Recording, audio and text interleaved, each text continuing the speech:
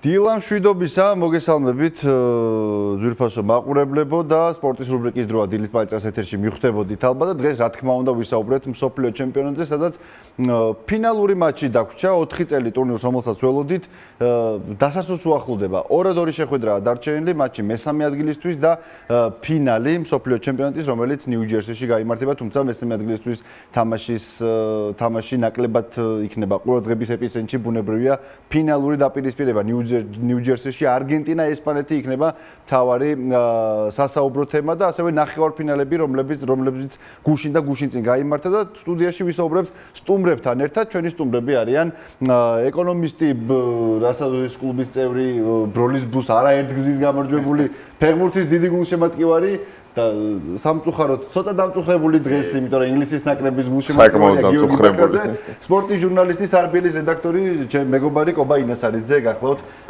ჩვენთან სტუდიაში. მადლობა მობრძანებისთვის და მგონია რომ ძალიან საინტერესო იქნება გუშინდელი და გუშინწინდელი და არა მხოლოდ მთელი ამ მსოფლიო ჩემპიონატის შეჯამება და თქვენთან ერთად საუბარი. მაშინ დავიწყოთ ორივეს დაგისვათ კითხვას, ბატონ გიორგი, თქვენთან დავიწყებ ამ შემთხვევაში. რამდენად გაამართლა ამ მუნდიალმა ბოლოდინები, რას ელოდით და რა ვნახეთ და მე კობასთანაც ამ კითხვით გადავყავ. სხვაჩვენს უარეს ველოდი, იმიტომ რომ 48 გუნდები, რომლებიც არაოს არ გასულან ჩემპიონატზე, სუსტი გუნდები სულ იყო ეს მოლოდინი, რომ აი რაღაცა ჯგუფში ყველას გადაუვლის და მაგრამ ძალიან კაი თამაშები იყო, აღმოჩენები იყო კაბო-ვერდე მაგალითად. და მისი მეკარე განსაკუთრებით, რომელიც კონტრაქტის გარეშე იყო და ეხა ამერიკაში მიდის თუ არ ვწდები. ინტერ მაიამიში დაიწერა, ინტერ მაიამში. როზინია და არა მხოლოდ ძალიან საინტერესო თამაშები იყო. და პრინციპში ბევრი ასპექტი ამ ჩემპიონატის იყო ძალიან კარგი და საინტერესო დადებითი და წარმატებული ჩემპიონატია. ხო, საყურებლად საკმაოდ ისეთია. სასიამოვნოა. ერთადერთი რა თქმა უნდა, რაც მე მგონი ფეხბურთის პოლიტიკურ შემოქმედებას ეძღება, ეს არის წყლის დალევის ბრეიკები, შუა თამაში, შუა ტაიმებში, რომელიც ძირითადად იმისთვის არის, რომ რეგლამენტი გაუშვან, იმიტომ რომ იმ სტადიონებზეც არის, რომ სადაც სრული კონდიციონირება იყო. მაგრამ კლიანობაში წარმატებული ჩემპიონატი არის, თუ არ ჩავთვლით გულში და ნახევარფინალს.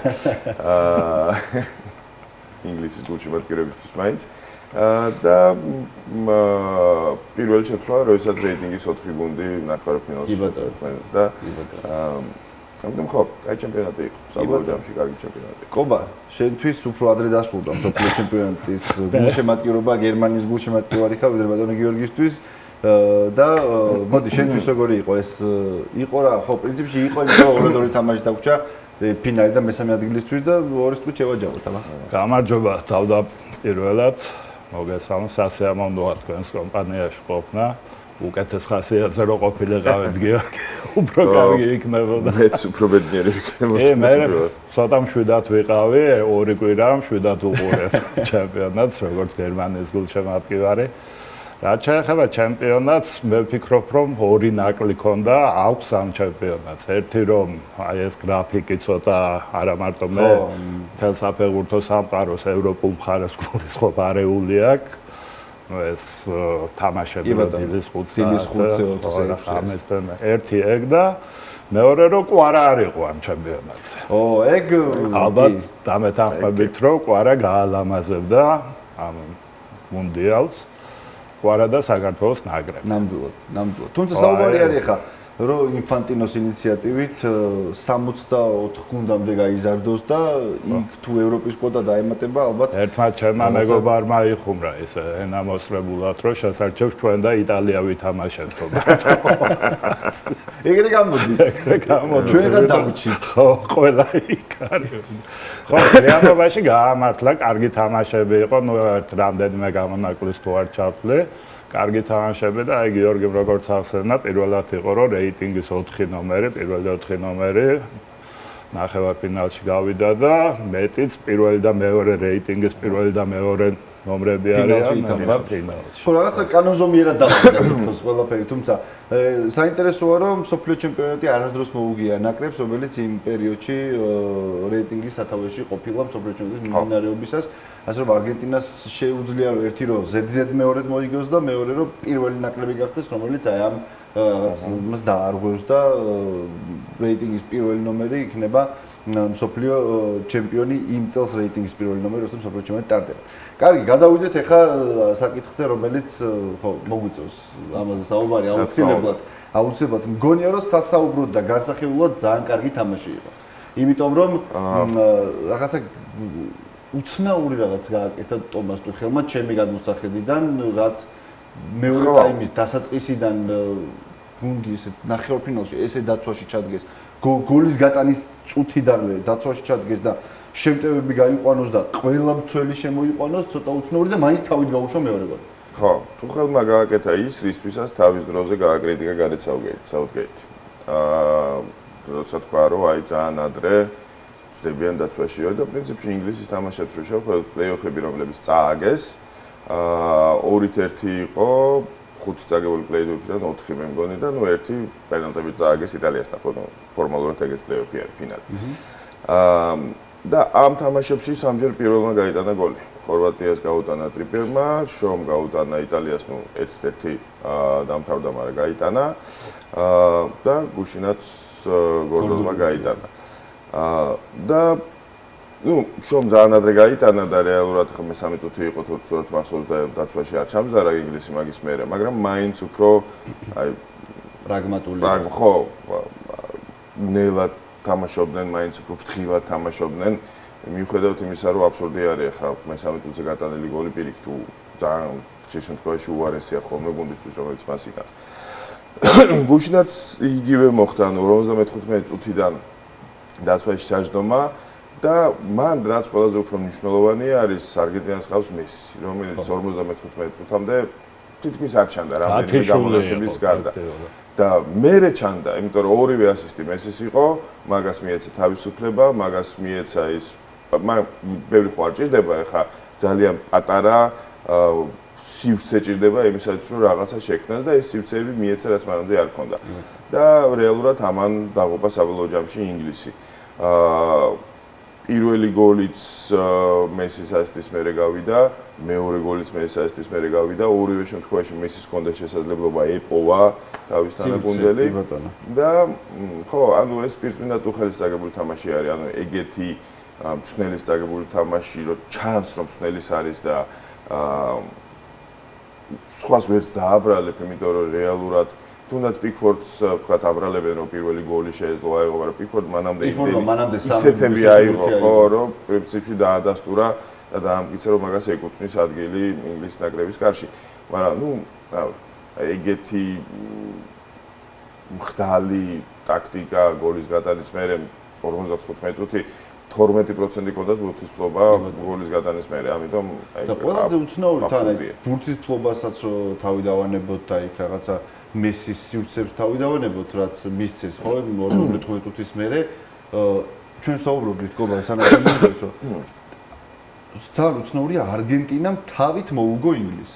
რამდენი მომენტი იყო, იქ მაკალისტერის ძელი იყო თავით დარტყმული, იქ ბოლოს ლაუტარომ თავით გაიტანა, იქ ეკარემა იყო. რამდენიმე მომენტი იყო, ცა პიკფორდმა გადაარჩინა და თავით დარტყმული იყო და საბოლოოდ გამოვიდა დენ ბერნი, რომელზეც საუბარია რომ ნუ რაღაცა წარმოუდგენელი სიმაღლის თავით საოცარი თამაშით რაღაც, მაგრამ საბოლოო ჯამში მესის მარჯვენას ჩაწოდებულმა და ლაუტარომ პრაქტიკულად სარეალკარში თავით გაიტანა ბურთი.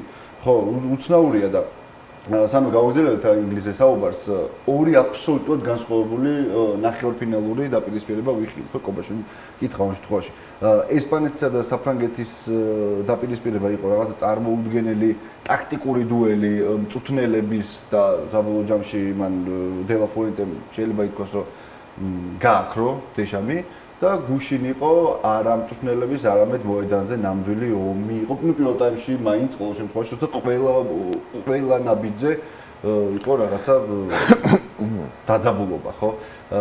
მოდი ესპანეთზე ვთქვათ, იმიტომ რომ წარმოუდგენლად ძლიერი ნაკრებია, ესე გააქრო საფრანგეთი შეუძლებელია. მოდი ნახავთ თანამედროვე ფეხბურთში ახალი მიმდინარეობა იწყება და ახალი როგორ თქვა ხო ახალი აი როგორ თქვა ხო იყო რაღაც პერიოდები რომ ბრაზილია დომინირებდა გერმანია დომინირებდა რაღაც 5 წლიანი 6 წლიანი პერიოდი ახლა იწყება მე მგონი დაწყებულია მაგრამ გაგრძელდება მგონი კარგახანს ესპანეთის დომინირება საფეხბურთო სამყაროში წარმოუდგენლად ძალიან ძლიერი გუნდია აი წარმოუდგენლად ძლიერი რა გინდა ამ გუნდს რო არ კონდეს ხო სისტემაა თან ისეთი ბაენათი იგებ ხო აი ყველაფერს არიან ვარსკვლავები, არიან ნაკლებად ცნობილი ფეხბურთელებიც, ხო, ეგ სოსიედადის ფეხბურთელია, კარში ცოცხალი თავით ბილბაოს მეკარე დგას, როცა იქ ორი უმაღლესი კლასის მეკარესის და არიან რაღაცა აი მართლა ნაკრებია ეს ესპანეთის ნაკრები. ადრე იყო ხო ბარსელონას რეალის ფეხბურთელები ჭარბობდნენ და ეხლა ნუ არეულია, შერეულია იქ უფრო ნაკლებად სახელოვანი გუნდები და ნუ ესენი ბარსას ფეხბურთელებიც და რა ვიცი აი ესეთ ფავორიტი მე მგონი ჩემპიონატს არ ყოლია როგორც ეხლა ესპანეთი ახლა ბოდიშვიხტი არგენტინის კომაგერთან მაგრამ აი გიორგიმ როგორც აღნიშნა არგენტინა გონია ეხლა გონია ერთი ფეხბურთელის გუნდი და აი ეს თუ გაჩერდა ოღონდ რთულია იმ კაცის გაჩერება თუნდაც 29 მაგრამ იქეთ ბაყე გააჩერა ესპანეთმა და საერთოდ გათიშა ხო საფრანგეთის ნაკრები კარში არ დაარწმუნეს ისე მოუგეს 2-0 და კიდე ისე მთელი მობილიზირებით რო ეთამაშა ესპანეთის ნაკრებს გონი რომ კიდე გაუტან და ქონდა იმის პოტენციალი ყოველ შემთხვევაში იგრძნობოდა ეს და თუ დააკვირდით ესპანეთმა დაიწყო აბოვერდეთი ხო აი ისე რა მოდი ბჭყალე ისე ირნეს გააგორეს ხო გახურდნენ ასე ვთქვათ დიდი ფორუმის ხო ერთვენახევარია იქ არიან უკვე და ეხა პირველ ეტაპში გამოხვედი და ეძგერე მეტოქეს ეგრე არ გამოვა ხო ნელ-ნელა გახურდნენ ასე ვთქვათ მოთელვა იყო და მე ნელ-ნელა და აგერ იმასთან რა ვქო საფრანგეთთან რა ფეხბურთით საჩვენეს მე მგონი კიდე არ ყოფილა პიკი და პიკი იქნება მე მგონი ფინალში არ საერთოდ დიდი ნაკრებების და ესპანეთმა ამ სისტემა დელოფონტეს სისტემა რაც ჩამოაყალიბა ეგ არის რომ ბაენა ვახსენეთ და ოიარსაბალი ვახსენეთ და ვინც არ უნდა ეს ლა ლიგის ნებისმიერი გუნდიდან ნებისმიერი ფეხბურთელი რო ავიღოთ და დავაყენოთ რომელიმე ადგილას გონია რომ მაინც ისე ითამაშებენ სისტემაა წყობილი რომ მაინც ისე ითამაშებენ როგორც თამაშობენ ბაენასთან და უნაი სიმონთან ერთად ხო რაია და გარსია როგორ მოძრაობენ ხო ეს სინქრონულად რომ აი საფრანგეთთან მეორე გოლს თუ დააკვირდით ხო ამ პედრომ რო კედელი გაითამაშა ოლმოსთან აქ საჯარიმოში იყო ერთ-ერთი ესპანელი ფეხბურთელი ორიასაბალი თუ არ მეშლება ის ამოვიდა ზევით გაუთავისუფლა სივრცე და ისე გავიდა ეს მეორე გოლი ხო აი დახაზული კომბინაცია და უზარმაზარი სივრცე მიიღო ამ პედრო პორო ხო რა შეიძლება იყოს საუბარი ტუხელის არ გონია ხა ტუხელი ამ ფორუმის წინ და ამ ხელა მუნდიალის წინ დანიშნული მალევე გაუშვან თუმცა აი რა არა 28 წელს აცდება აცდიან უეჭველი ევროპის ჩემპიონატს კი ცალსახად ну, იმიტომ პირველ რიგში მიუხედავად გუშინდელი მარცხისა, ეს არის ინგლისის საუკეთესო მსოფლიო ჩემპიონი 66 წლის მერე. პირველად გავიდა ნახევარფინალში არა ევროპაში.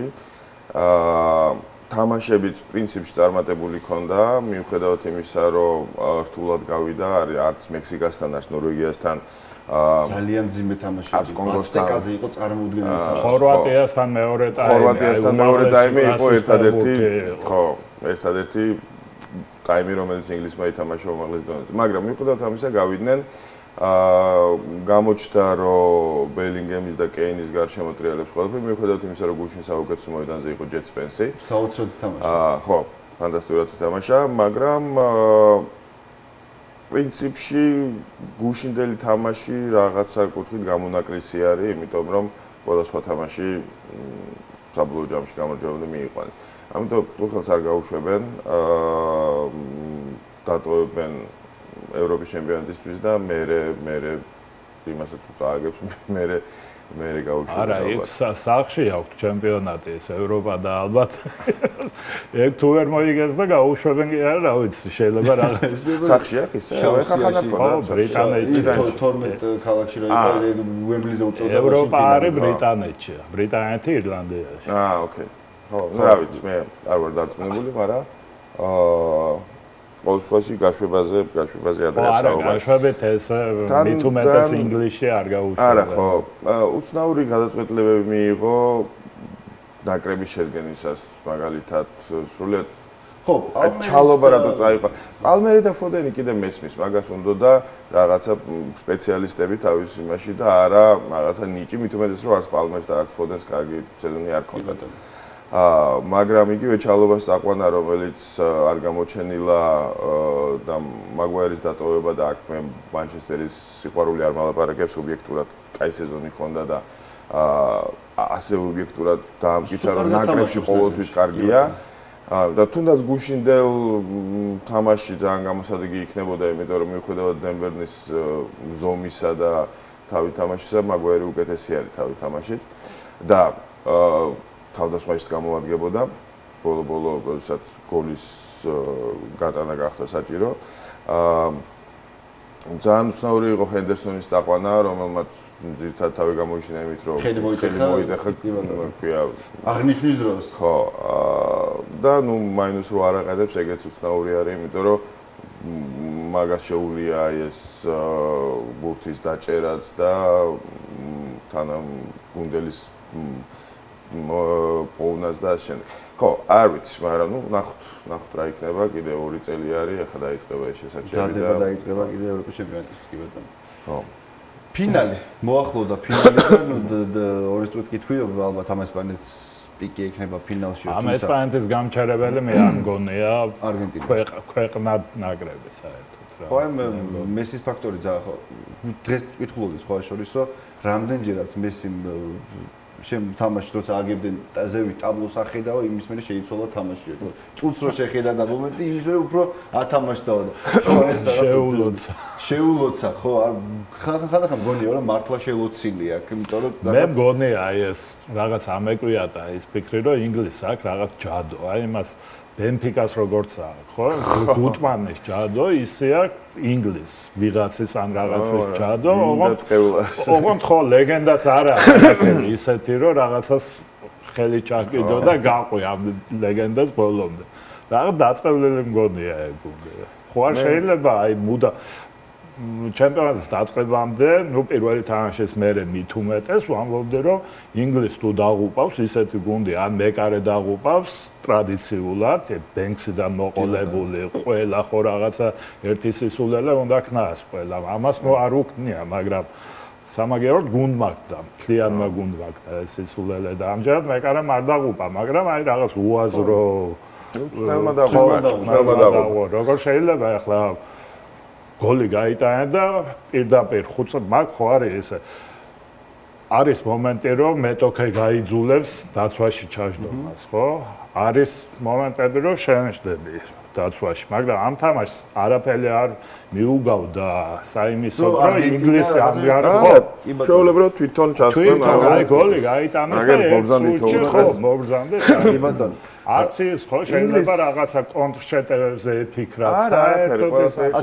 ავტობუსი დააგენა და ხო მე მგონი ინგლისის წევლა იქ მე მდგომარეობს რომ 30-იან წლებში როდესაც მართლა საუკეთესო ნაკრები იყო მსოფლიოში ეს ქედმაღლურად უარი თქვა მსოფლიოს ჩემპიონატების მონაწილეობა რის მოგებაც მაშინ უფრო შეეძლო ვიდრე ნებისმიერ პერიოდში მაგის მერე და იმის მერე 66 წელს თუ არ ჩავთვლით იმის მერე მაგის გამოისჭება 66 სამწუხაროდ ხო ნუ ქრონომეტრაჟი 2 იყო თოფი ბახრამოსაც თუ არ ჩავთვლით მაინც ერთი გოლით მოიგეთ განა ქრონომეტრაჟი არ გვაძლევს საშუალებას კიდევ უფრო ცალად ვისაუბროთ თუმცა ფინალის მერე კიდე შეიძლება გაგრძელება საუბრის არ და ერთს დავამატებ ბოდიში ვიხდი სოფლიო ფეხბურთის მოდის კანონმდებლები ხო დღემდე არის ინგლისი ხო საუკეთესო ფეხბურთელები ინგლისში თამაშობენ საუკეთესო კლუბები ინგლისში არიან ჩემპიონატი საუკეთესო თუ დააკვირდით აი ეს დროის დამატება 10 და 15 წუთს რო ამატებენ მე მას მატჩებს ინგლისიდან დაიწყო ხო ამ სეზონის წინ ინგლისში აი ეს აუჩიგე ბავშვები რომ მოაშორეს და აღარ არიან ეგეც ინგლისში დაიწყო პირველ ბურთი იყო როდესაც ხო ეხლა წაიღო ამ სოფლიომ და ნელ-ნელა მოედო საერთოდ ფეხბურთს და ნუ მაგრამ ევროპის ტურნირებს მაინც ესპანეთის გუნდები იგებენ. მაგრამ ლიგა, ნუ პრემიერ ლიგაზე არა სევილია, რომელიც რა ვიცი. სევილია და ეს ევროპა ლიგა ემერი და სევილია. უნაი ემერი დაისაკუთრა ეს ევროპის ლიგა. დაუსრულებლად შეიძლება, რა თქმა უნდა, ფეხბურთზე საუბარი, ბოდის გიხდით, ნუ დავასრულოთ სამწუხაროდ, დილის პაიტრას ეთერს გააგრძელებს პრესის მეხლა თამთა კვარცხელიასთან და ბოლოს ერთს ვიტყვი, რომ პირველად 1920 შემდეგ ერთ ენაზე მოსაუბრე ნაკრებები ითამაშებენ მსოფლიო ჩემპიონატის ფინალში 19 ივლისი 23 საათი არგენტინა ესპანეთი ნიუ-ჯერსიში დაუტკბეთ აი ამ სანახაობით ასე ვქვია მსოფლიო ჩემპიონატის ფინალი მე კი სამშაბათამდე დაგემშვიდობებით მადლობა ჩვენ სტუმრებს დროებით სპორტს პალიტრანიუსზე წარმოგიდგენთ ოდაბანი გათავისუფლდი ჭარბიოფლიანობისა და უსიამოვნო სუნისგან შედეგი პირველივე გამოყენებიდან მოიკითხეთ აფთიაქებში